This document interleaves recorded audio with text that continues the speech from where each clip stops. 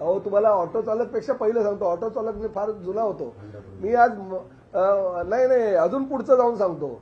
मंत्रालयामध्ये येताना मी पायरी चढली. आतापर्यंत आमदार म्हणून येत होतो, पण मंत्री म्हणून जेव्हा पायरी चढली, तुमच्या माहिती करता सांगतो, मी ह्या मंत्रालयामध्ये वयाच्या 12व्या वर्षापासून अगरबत्ती आणि कॅलेंडर विकायला यायचो.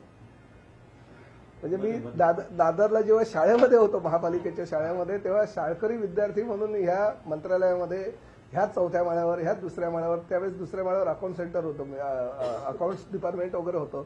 तर मी भाग्यश्री नावाची अगरबत्ती होती, जी दादरच्या आमच्या भवानीशंकर रोडमध्ये कीर्तिकर मार्केटमधनं आम्ही होलसेलने घ्यायचो आणि तिकडनं त्या होलसेलच्या अगरबत्त्याचे पॅकेट घेऊन इकडे यायचो. आणि जयंत साळगावकर जे माझ्या वडिलांचे मित्र होते, त्यावेळेस कालनिर्णय कॅलेंडरची निर्मिती झाली होती.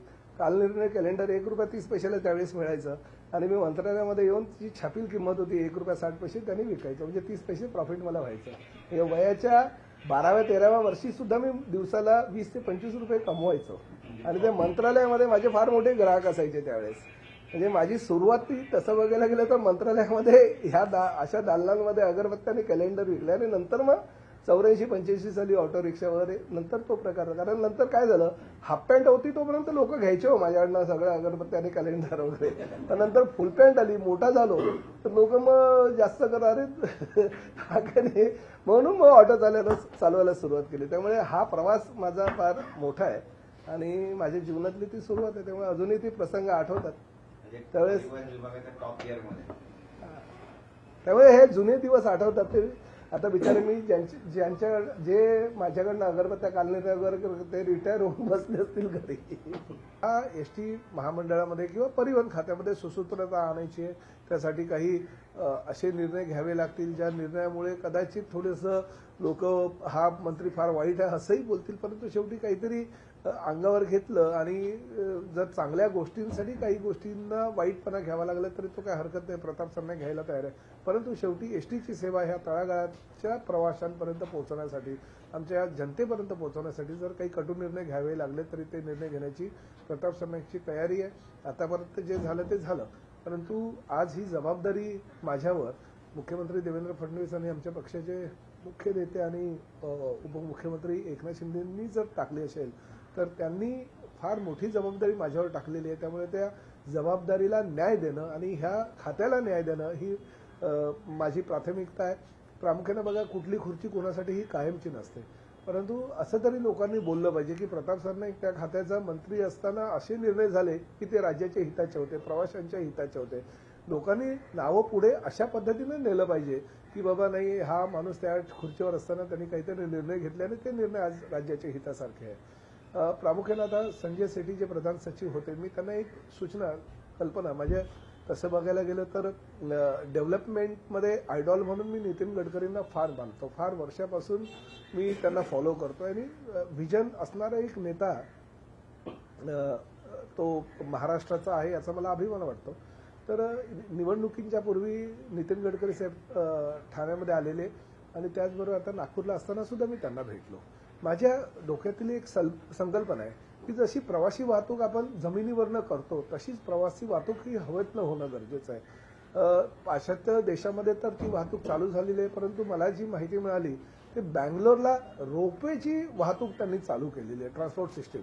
तर अशा प्रकारच्या मोठ्या बस म्हणजे 16 सीटर किंवा 20 सीटर ह्या आपण रोपवेच्या माध्यमातून MMR क्षेत्रामध्ये, कारण ग्रामीण भागामध्ये एवढं इझी नाहीये, परंतु लोड जो MMR क्षेत्रातला आहे, प्रामुख्यानं मोठमोठ्या इमारती होत आहेत, परंतु जलवाहतूक आपण अजूनपर्यंत चालू करू शकलेला नाही. सगळा जो लोड आहे तो रस्त्यावर येतो आणि रस्त्यावरचा लोड कमी करून तो आपण हवेतली वाहतूक जर चालू केली आणि इझी आहे, जर आपण मेट्रो हवेतनं नेऊ शकतो तर रोपवेच्या माध्यमातून बस, म्हणजे रोपवे सारखीच पण बस ती 16 सीटर 18 सीटर काही ठिकाणी जास्त पण होऊ शकते. तर अशा रोपवे आपण चालू करू शकतो का, आणि ते चालू केल्यानंतर ती जबाबदारी जी आहे ती परिवहन खात्याला जर दिली तरच ते चालू होऊ शकतं. मध्यंतरीच्या काळामध्ये MMR क्षेत्रामध्ये MMRDला ते मी पत्र दिलं होतं आणि त्या पद्धतीने त्यांनी काही विचारही चालू केला होता, परंतु ते बारगळलं. हे काम MMRDचं नाही आहे, हे ट्रान्सपोर्ट सिस्टीमचं काम आहे आणि हे आमच्या डिपार्टमेंटचं काम आहे. तर ही रोपवेची वाहतूक बसेस सारखी हवेतनं जर आपण चालू करू शकलो तर त्याला सेंट्रल गव्हर्नमेंटची मान्यता मिळेल असं मला गडकरी साहेबांनी सांगितलं असतं. मी आजच्या बैठकीमध्ये दुसरा विषय तो घेतलाय की बेंगलोरच्या धर्तीवर आपण इतर राज्यातील अशा वाहतूक व्यवस्था कशी आहे, कुठल्या प्रकारे ते चालू झालेली आहे त्याचं तुम्ही निरीक्षण करा, अहवाल मागवा आणि एक प्रोजेक्ट रिपोर्ट सादर करा, जेणेकरून आपण दिल्लीला गडकरी साहेबांना तो सादर करू आणि सेंट्रल गव्हर्नमेंटचं अप्रुव्हल मिळालं की मला असं वाटतं की फंड सुद्धा जर गरज असेल तर सेंट्रल गव्हर्नमेंटच्या माध्यमातून आपल्याला गडकरी साहेबांच्या डिपार्टमेंटच्या माध्यमातून मिळू शकतं. तर ते प्रेझेंटेशन लवकरात लवकर आपण सादर करावं असं मी अधिकाऱ्यांना सांगितलं. काही लोकांनी मला सांगितलं की गुजरातचे डेपो जे आहेत ते अतिशय अत्याधुनिक आहेत, ते डेपो कशा पद्धतीने त्यांनी बनवलेले आहे त्याची पाहणी आपल्याला भविष्यामध्ये करायची आहे. काही लोकांनी मला सांगितलं की कर्नाटक ह्या देशामध्ये कर्नाटकची जी प्रवासी वाहतूक आहे ती वाहतूक एक नंबरची प्रवासी वाहतूक आहे. तर साधारण फेब्रुवारीच्या पहिल्या आठवड्यामध्ये कर्नाटक राज्यामध्ये जाऊन तिथल्या परिवहन मंत्र्यांशी भेट घेऊन, भले ते काँग्रेसचं सरकार तिकडे असेल पण चांगल्या गोष्टी कुणाच्या जर असतील तर त्या घ्यायला काहीच हरकत नाही. त्यामुळे कर्नाटक राज्यामध्ये जाऊन तिथली परिवहन सेवा कशी सुस्थितीत आहे, कशी प्रॉफिटमध्ये आहे ते आपण बघूया असं मी माझ्या अधिकाऱ्यांना सांगितलं. त्यामुळे ह्या सगळ्या गोष्टी ज्या आहेत त्या लवकरात लवकर करायच्या आहेत. लगेच तर काही सगळं होणार नाही, पण एक व्हिजन डोळ्यासमोर ठेवलेलं आहे आणि मला असं वाटतं की जर ही हवेतली प्रवासी वाहतूक आपण चालू केली तर ह्या पूर्ण देशामध्ये महाराष्ट्र राज्य त्या बाबतीतला नंबर 1चं राज्य ठरेल आणि प्रॉफिटेबल संस्था चालवणारी परिवहन सेवा म्हणून भविष्यामध्ये ही उदयाला येईल. रस्ते अपघात रोखण्यासाठी किंवा कमी करण्यासाठी काय उपाययोजना असतील आणि गडकरींनी संसदेमध्ये पण त्या अधिवेशनामध्ये यावर चिंता व्यक्त केली. ही वस्तुस्थिती आहे. आजही मी आता 3 दिवसापासून जेव्हापासून मला परिवहन मंत्री म्हणून रविवारी घोषित केलं तेव्हापासून मला या एसटी अपघातांची संख्या जी रोजच्या रोज सोशल मीडियाच्या माध्यमातून कळते ती भयानक आहे.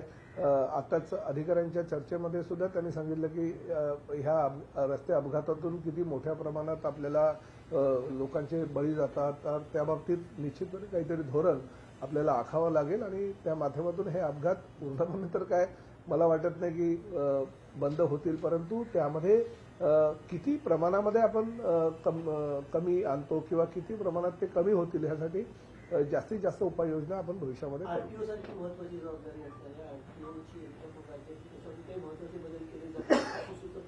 नाही. सुसूत्र हा तर पहिला दिवस आहे आजचा, भरपूर काही केले जातील.